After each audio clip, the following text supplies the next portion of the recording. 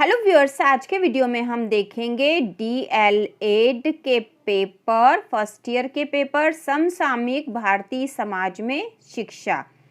समसामयिक भारतीय समाज में शिक्षा इस विषय का पेपर हम देखेंगे जो कि आपका 24 मई, ठीक है, 24 मई मतलब कल जो पेपर होने वाला है 24 मई 2025 को इसके मोस्ट इम्पॉर्टेंट 6 क्वेश्चन आज के वीडियो में हम देखने वाले हैं और इसके अगले वीडियो में बाकी के क्वेश्चन भी देखेंगे। इस प्रकार से इस 24 मई वाले पेपर की संपूर्ण तैयारी हो जाएगी आपकी। और इसके पहले भी 24 मई का एक मॉडल पेपर जो आया था आपने देख ही लिया होगा, वेरी इंपॉर्टेंट है। तो समसामयिक भारतीय समाज में शिक्षा विषय का पूरा पेपर हम देखेंगे, सारे इंपॉर्टेंट क्वेश्चन। तो सबसे पहला जो क्वेश्चन है वह है शिक्षा के मुख्य उद्देश्यों का वर्णन करें। शिक्षा के मुख्य उद्देश्यों का वर्णन करें। तो इसका उत्तर है शिक्षा के मुख्य उद्देश्य, इसमें है व्यक्तिगत विकास। सबसे पहला जो उद्देश्य यहाँ पर हम बता सकते हैं वह है व्यक्तिगत विकास, क्योंकि शिक्षा से व्यक्तित्व का विकास होता है। इस व्यक्तिगत विकास में ही हम लिख सकते हैं आत्म जागरूकता और आत्मसम्मान। ठीक है, व्यक्तिगत विकास में क्या क्या हो जाएगा, आत्म जागरूकता और आत्मसम्मान। आत्म जागरूकता, शिक्षा का उद्देश्य व्यक्ति को अपने बारे में जागरूक बनाना है। और आत्मसम्मान, शिक्षा का उद्देश्य व्यक्ति को आत्मसम्मान की भावना प्रदान करना है, व्यक्ति को व्यक्तिगत रूप से विकसित करना है। तो ये व्यक्तिगत विकास में आ गए दोनों। इसके बाद है सामाजिक विकास। ठीक है, शिक्षा से सामाजिक विकास भी होता है और जिसके पॉइंट बन जाएंगे सामाजिक जिम्मेदारी, सामाजिक संबंध और सामाजिक विकास। सामाजिक जिम्मेदारी में हम लिख सकते हैं कि शिक्षा का उद्देश्य व्यक्ति को सामाजिक जिम्मेदारी की भावना प्रदान करना है।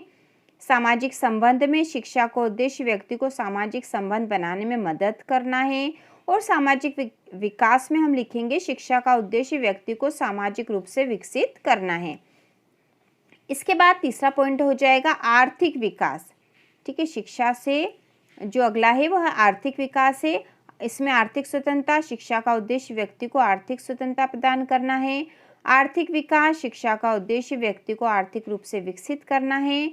और रोजगार के अवसर, शिक्षा का उद्देश्य व्यक्ति को रोजगार के अवसर प्रदान करना है। इसके बाद अगला जो है वह है राष्ट्रीय विकास। तो राष्ट्रीय विकास, शिक्षा का उद्देश्य व्यक्ति को राष्ट्रीय एकता की भावना प्रदान करना है। राष्ट्रीय एकता में हम लिखेंगे कि शिक्षा का उद्देश्य व्यक्ति को राष्ट्रीय एकता की भावना प्रदान करना है। दूसरा पॉइंट हो जाएगा राष्ट्रीय विकास, शिक्षा का उद्देश्य व्यक्ति को राष्ट्रीय रूप से विकसित करना है। और तीसरा राष्ट्रीय संपदा, शिक्षा का उद्देश्य व्यक्ति को राष्ट्रीय संपदा का संरक्षण करना है। तो इस प्रकार से हम इस क्वेश्चन का आंसर आसानी से लिख सकते हैं।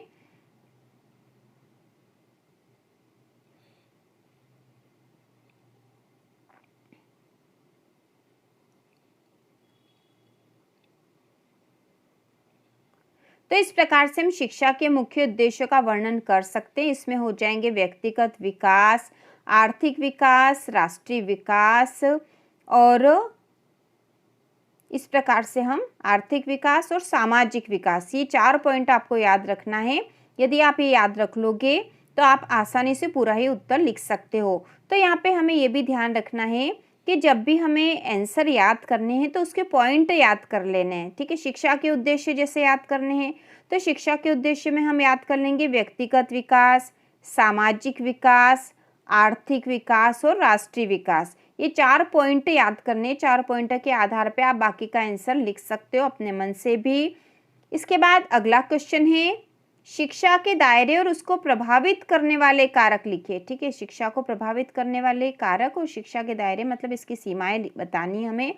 तो इसका उत्तर होगा शिक्षा के दायरे में शिक्षा का दायरा बहुत व्यापक है और इसमें व्यक्ति के जीवन के विभिन्न पहलुओं को शामिल किया जाता है। शिक्षा के दायरे में निम्नलिखित बातें शामिल है। तो क्या क्या बातें शामिल है शिक्षा के दायरे में? तो इसमें है व्यक्तिगत विकास, सामाजिक विकास, आर्थिक विकास और राष्ट्रीय विकास। ये चारों ही पॉइंट वापस से आ जाएंगे। ये शिक्षा से व्यक्ति में विकसित होते हैं। व्यक्तिगत विकास, शिक्षा का उद्देश्य व्यक्ति को व्यक्तिगत रूप से विकसित करना है। सामाजिक विकास में शिक्षा का उद्देश्य व्यक्ति को सामाजिक रूप से विकसित करना है। आर्थिक में शिक्षा का उद्देश्य व्यक्ति को आर्थिक रूप से विकसित करना है और राष्ट्रीय विकास में शिक्षा का उद्देश्य व्यक्ति को राष्ट्रीय रूप से विकसित करना है। तो बहुत ही आसान तरीके से, बहुत आसान भाषा में हम इनके आंसर देख रहे हैं और आपको ये समझ लेना है और समझ के इनके उत्तर अपने अनुसार फिर लिखना है। अब इसके बाद जो अगला पॉइंट इसमें है वो शिक्षा को प्रभावित करने वाले कारक बताने हैं। प्रश्न में यह पूछा था कि शिक्षा को प्रभावित करने वाले कारक बताइए। तो इसका उत्तर है शिक्षा को प्रभावित करने वाले कारक बहुत व्यापक है। इसमें व्यक्ति के जीवन के विभिन्न पहलुओं को शामिल किया जाता है। शिक्षा को प्रभावित करने वाले कारक निम्नलिखित है। तो कारक में भी पॉइंट याद कर लोगे तो आप पूरा आसानी से लिख सकते हो। जिसे शिक्षा को प्रभावित करने वाले कारक में होता परिवार, ठीक है, परिवार का बहुत असर होता है शिक्षा पे, तो परिवार शिक्षा को प्रभावित करने वाला एक महत्वपूर्ण कारक है। उसके बाद स्कूल शिक्षा को प्रभावित करने वाला महत्वपूर्ण कारक। आप यहाँ पे ये भी बता सकते हो कि स्कूल का जैसा वातावरण होगा वैसी बच्चे को शिक्षा प्राप्त होगी, उसी प्रकार परिवार का जैसा वातावरण होगा वैसे बच्चे को शिक्षा प्राप्त होगी। यदि परिवार पढ़ा लिखा है तो वह चाहेगा कि बच्चा भी अधिक पढ़ा लिखा हो। यदि परिवार आर्थिक रूप से कमजोर है तो बच्चों को स्कूल नहीं भेजकर वो काम पर लगा देते हैं। इस प्रकार से परिवार का प्रभाव पड़ता है शिक्षा पर। उसी प्रकार स्कूल के बारे में भी आप लिख सकते हो। अगला पॉइंट हो जाएगा समाज शिक्षा को प्रभावित करने वाला एक महत्वपूर्ण कारक है। सरकार यदि प्रोत्साहन देगी तो शिक्षा अधिक बढ़ती जाएगी। जैसे अभी बहुत सारी योजनाएं बन रही है आगे की शिक्षा के लिए, तो शिक्षा का विकास हो रहा है। इसके बाद आर्थिक स्थिति, ठीक है, व्यक्ति की आर्थिक स्थिति या परिवार की आर्थिक स्थिति से बहुत प्रभाव होता है शिक्षा पे। अगला है सांस्कृतिक पृष्ठभूमि शिक्षा को प्रभावित करने वाला एक महत्वपूर्ण कारक है। तो सांस्कृतिक पृष्ठभूमि मतलब उसका जन्म जिस स्थान पे हुआ है वहाँ की जैसी संस्कृति, यदि वहाँ बच्चों को अधिक पढ़ाने की संस्कृति होगी तो परिवार वाले उसको अधिक पढ़ाएंगे। लेकिन यदि संस्कृति ऐसी है कि कम पढ़ाया जाता है, जैसे कहीं कहीं पे लड़कियों को कम पढ़ाया जाता है, तो वो सांस्कृतिक पृष्ठभूमि का भी असर वहाँ होता है। इसके बाद अगला प्रश्न है समानता क्या है? शैक्षिक अवसरों में समानता के बारे में बताइए। समानता क्या है? शैक्षिक अवसरों में समानता के बारे में बताइए। तो इसका उत्तर हम लिखेंगे, वेरी इंपॉर्टेंट क्वेश्चन है यह। समानता का अर्थ है कि सभी व्यक्तियों को समान अवसर और समान अधिकार प्रदान किए जाएं। ठीक है, समानता का क्या अर्थ है कि सभी व्यक्तियों को समान अवसर और समान अधिकार प्रदान किए जाएं। शैक्षिक अवसरों की समानता का अर्थ है सभी व्यक्तियों को शिक्षा प्राप्त करने का समान अवसर प्रदान किया जाए, चाहे उनकी जाति, धर्म, लिंग, आर्थिक स्थिति, भौगोलिक स्थिति या किसी अन्य कारण से कोई भेदभाव न हो। ठीक है, तो ये समझ गए होंगे आप। समानता का अर्थ है सभी व्यक्तियों को समान अवसर और समान अधिकार प्रदान किए जाएं।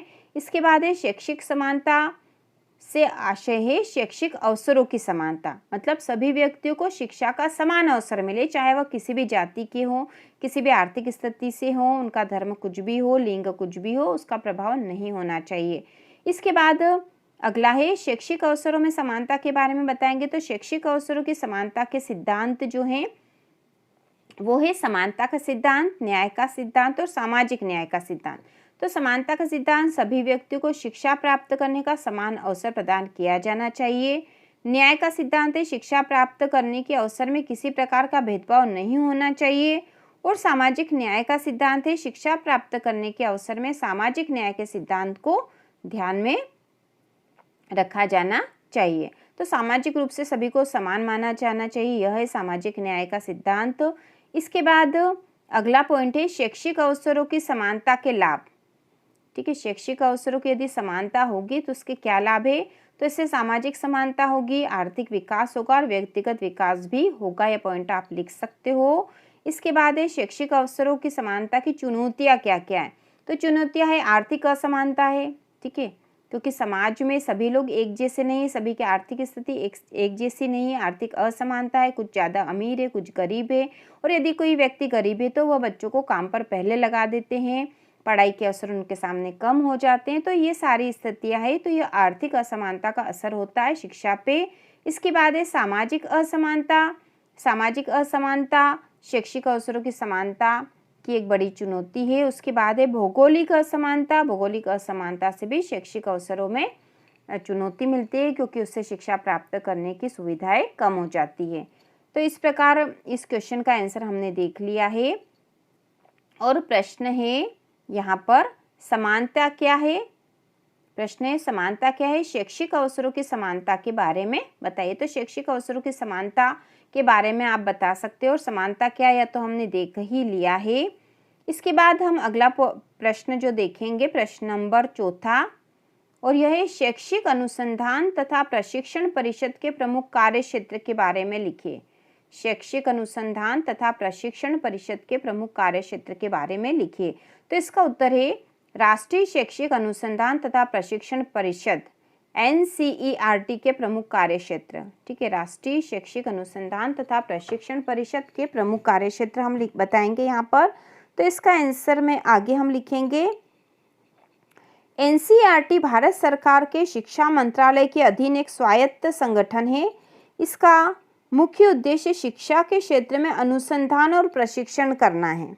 ठीक है, अनुसंधान और प्रशिक्षण करना इसका मुख्य उद्देश्य है। NCERT के प्रमुख कार्य क्षेत्र निम्नलिखित है। तो इसके कार्य क्षेत्र के देख लो। इसमें पहला है शैक्षिक अनुसंधान। ठीक है, कार्य क्षेत्र में फर्स्ट हम लिखेंगे शैक्षिक अनुसंधान। ठीक है, शैक्षिक अनुसंधान। शैक्षिक अनुसंधान में शैक्षिक नीतियों का विकास, शैक्षिक कार्यक्रमों का मूल्यांकन और शैक्षिक अनुसंधान का संचालन, ये सारे NCERT के कार्य हैं शैक्षिक अनुसंधान से संबंधित। तो शैक्षिक नीतियों का विकास, NCERT शैक्षिक नीतियों का विकास करने में मदद करता है। शैक्षिक कार्यक्रमों का मूल्यांकन, NCERT शैक्षिक कार्यक्रमों का मूल्यांकन करता है। और शैक्षिक अनुसंधान का संचालन, NCERT शैक्षिक अनुसंधान का संचालन करता है। तो हम यहाँ पे NCERT मतलब राष्ट्रीय शैक्षिक अनुसंधान परिषद जो है, राष्ट्रीय शैक्षिक अनुसंधान तथा प्रशिक्षण परिषद NCERT के प्रमुख कार्य देख रहे हैं। तो इसका सबसे पहला कार्य है शैक्षिक अनुसंधान से संबंधित, जिसमें है शैक्षिक नीतियों का विकास, शैक्षिक कार्यक्रमों का मूल्यांकन और शैक्षिक अनुसंधान का संचालन। इसके बाद है प्रशिक्षण और विकास। शिक्षक प्रशिक्षण, NCERT शिक्षक प्रशिक्षण आयोजित करता है। शैक्षिक प्रशासक प्रशिक्षण, NCERT शैक्षिक प्रशासक प्रशिक्षण कार्यक्रम आयोजित करता है। और शैक्षिक नीति निर्माण, NCERT शैक्षिक नीति निर्माण में मदद करता है। इसके बाद है शैक्षिक सामग्री का विकास, जिसमें है पाठ्यपुस्तकें, NCERT पाठ्यपुस्तकें विकसित करता है। शैक्षिक सामग्री, NCERT शैक्षिक सामग्री विकसित करता है। और डिजिटल शैक्षिक सामग्री भी NCERT विकसित करता है। इसके अलावा अन्य कार्य भी हैं, जिसमें है शैक्षिक आंकड़ों का संग्रह, मतलब शिक्षा से संबंधित जो भी आंकड़े वो संग्रहित करता है NCERT। शैक्षिक अनुसंधान पत्रिकाएं, NCERT पत्रिकाएं भी प्रकाशित करता है शिक्षा से संबंधित। और शैक्षिक सम्मेलन और सेमिनार भी आयोजित करता है NCERT। तो इस प्रकार आपने NCERT मतलब राष्ट्रीय शैक्षिक अनुसंधान और प्रशिक्षण परिषद जो है, इसके प्रमुख कार्यक्षेत्र देख लिए हैं, जिसमें जो कार्यक्षेत्र हैं वह है सबसे पहला है शैक्षिक अनुसंधान, दूसरा है प्रशिक्षण और विकास, शैक्षिक सामग्री का विकास और अन्य कार्य। तो ये पॉइंट आपको ध्यान रख लेना है। ठीक है, पॉइंट आपको ध्यान रख लेना है। पॉइंट आप ध्यान रख लोगे तो आसानी से ही उत्तर लिख लोगे। इसके बाद जो अगला प्रश्न है आपको समझ लेना, वह है संस्कृति से क्या समझते हैं। शालेय संस्कृति की 2 विशेषताएं लिखिए। तो ये इसके उत्तर के लिए सबसे पहले है तो हमें बताना होगा कि संस्कृति से हम क्या समझते हैं और शालेय संस्कृति की 2 विशेषताएं लिखनी है। तो यहाँ पे प्रश्न वैसे शालेय संस्कृति होना चाहिए था। शालेय संस्कृति से क्या समझते हैं, शालेय संस्कृति की 2 विशेषताएं लिखिए। तो इसका उत्तर है शालेय संस्कृति से तात्पर्य है एक विद्यालय के अंदर विद्यमान सांस्कृतिक वातावरण। ठीक है, शालेय संस्कृति से तात्पर्य है एक विद्यालय के अंदर विद्यमान सांस्कृतिक वातावरण, मतलब विद्यालय के अंदर का जो वातावरण है उसके बारे में बात हो रही है। यह वातावरण विद्यालय के शिक्षकों, छात्रों, प्रशासनिक कर्मचारियों और अभिभावकों के बीच संबंधों से बनता है। मतलब यहाँ पे संस्कृति जो है विचारों से बनती है। तो विद्यालय के अंदर छात्रों का, शिक्षकों का, वहाँ के कर्मचारियों और अभिभावकों के बीच का जो संबंध है उसी से वहाँ की संस्कृति बनेगी और वही विद्यालय की संस्कृति या शालेय संस्कृति कहलाती है। अब शालेय संस्कृति की दो विशेषताएं हम देख लेंगे। तो इसकी पहली विशेषता है सामाजिक संबंध और दूसरी मूल्य और नियम। ठीक है, तो यहाँ पे हमें दो ही विशेषताएं पूछी थी तो दो लिख देंगे। सामाजिक संबंध, शालेय संस्कृति में सामाजिक संबंध एक महत्वपूर्ण भूमिका निभाते हैं। विद्यालय में शिक्षकों, छात्रों, प्रशासनिक कर्मचारियों और अभिभावकों के बीच के संबंधों का निर्माण होता है जो विद्यालय के सांस्कृतिक वातावरण को आकार देते हैं। इसके बाद दूसरा है मूल्य और नियम। शालेय संस्कृति में मूल्य और नियम एक महत्वपूर्ण भूमिका निभाते हैं। विद्यालय में निश्चित मूल्य और नियम होते हैं जो छात्रों को सिखाए जाते हैं, जिनका पालन करना आवश्यक होता है। ये मूल्य और नियम विद्यालय के सांस्कृतिक वातावरण को आकार देते हैं। मतलब वहाँ के क्या नियम है, क्या मूल्य है, मतलब किस चरित्र के अनुसार उस विद्यालय का विकास हो रहा है, ये सारी ही बातें महत्वपूर्ण होती है और वहीं उसी से उसकी जो संस्कृति का विकास होता है। छात्रों को सामाजिक और नैतिक मूल्यों को सिखाते हैं। तो ये विद्यालय में सारा कार्य होता है।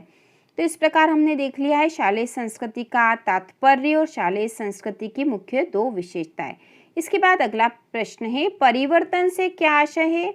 सामाजिक परिवर्तन के प्रमुख प्रभावकारी तत्वों का वर्णन कीजिए। तो सबसे पहले तो हमें परिवर्तन मतलब सामाजिक परिवर्तन की बात हो रही है यहाँ, तो सामाजिक परिवर्तन से आशय बताएंगे और सामाजिक परिवर्तन के प्रमुख प्रभावकारी तत्वों का वर्णन करेंगे।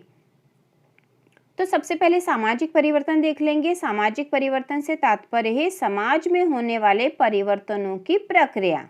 ठीक है, सामाजिक परिवर्तन मतलब समाज में होने वाला परिवर्तन। यह परिवर्तन समाज की संरचना, संस्कृति, मूल्यों, नियमों और संबंधों में हो सकता है। सामाजिक परिवर्तन एक प्राकृतिक और आवश्यक प्रक्रिया है जो समाज को बदलती है, परिस्थितियों के अनुसार अनुकूल बनाने में मदद करती है। तो इस प्रकार हमने देख लिया सामाजिक परिवर्तन से तात्पर्य है समाज में होने वाले परिवर्तन से। यह परिवर्तन समाज की संरचना में, मूल्यों में, नियमों में और संबंधों में हो सकता है। सामाजिक परिवर्तन एक प्राकृतिक और आवश्यक प्रक्रिया है जो समाज को परिस्थितियों के अनुसार अनुकूल बनाने में मदद करती है। इसके बाद सामाजिक परिवर्तन के प्रमुख प्रभावकारी तत्व देख लेंगे। तो प्रभावकारी तत्व में सबसे पहला आर्थिक तत्व मतलब पैसों वाला तत्व, धन का महत्व। तो आर्थिक तत्व में है आर्थिक विकास। आर्थिक विकास सामाजिक परिवर्तन का एक महत्वपूर्ण प्रभावकारी तत्व है। इसको और डिटेल में आप लिख सकते हो। औद्योगिकरण, औद्योगिकरण सामाजिक परिवर्तन का एक महत्वपूर्ण प्रभावकारी तत्व है, क्योंकि जहाँ जहाँ औद्योगिकरण होता है वहाँ का समाज विकसित होता जाता है, वहाँ नई नई संस्कृति का विकास होता है। इसके बाद है वैश्वीकरण। वैश्वीकरण सामाजिक परिवर्तन का एक महत्वपूर्ण प्रभावकारी तत्व है। इसके बाद है राजनीतिक तत्व। इसमें है राजनीतिक परिवर्तन, नीतियों में परिवर्तन और सामाजिक आंदोलन। तो राजनीतिक परिवर्तन जब भी किसी दल का परिवर्तन होता है, सरकार का परिवर्तन होता है, तो वहाँ उससे भी जो है सामाजिक परिवर्तन हो जाते हैं। नीतियों में जब परिवर्तन होगा तो भी समाज में परिवर्तन होता है। इसके बाद जब भी कोई नया सामाजिक आंदोलन होगा तो उससे भी सामाजिक परिवर्तन होते हैं। इसको हम डिटेल में अपने अनुसार लिख सकते हैं। इसके बाद है सांस्कृतिक तत्व जो कि सामाजिक परिवर्तन में महत्वपूर्ण भूमिका निभाते हैं। इसमें है सांस्कृतिक परिवर्तन, मूल्यों में परिवर्तन और संचार माध्यमों का प्रभाव जो कि आजकल बहुत अधिक हो रहा है। तो ये सारे पॉइंट आप ध्यान रख के अपने अनुसार लिखो। इसके बाद है प्रौद्योगिकी तत्व भी सामाजिक परिवर्तन को प्रभावित करते हैं। इसमें है प्रौद्योगिकी प्रगति। प्रौद्योगिकी की प्रगति सामाजिक परिवर्तन का एक महत्वपूर्ण प्रभावकारी तत्व है। और संचार प्रौद्योगिकी और सूचना प्रौद्योगिकी, तो ये संचार माध्यमों के प्रभाव में ये भी आ जाता है। यदि आप ये पॉइंटर नहीं लिखोगे तो भी चल जाएगा।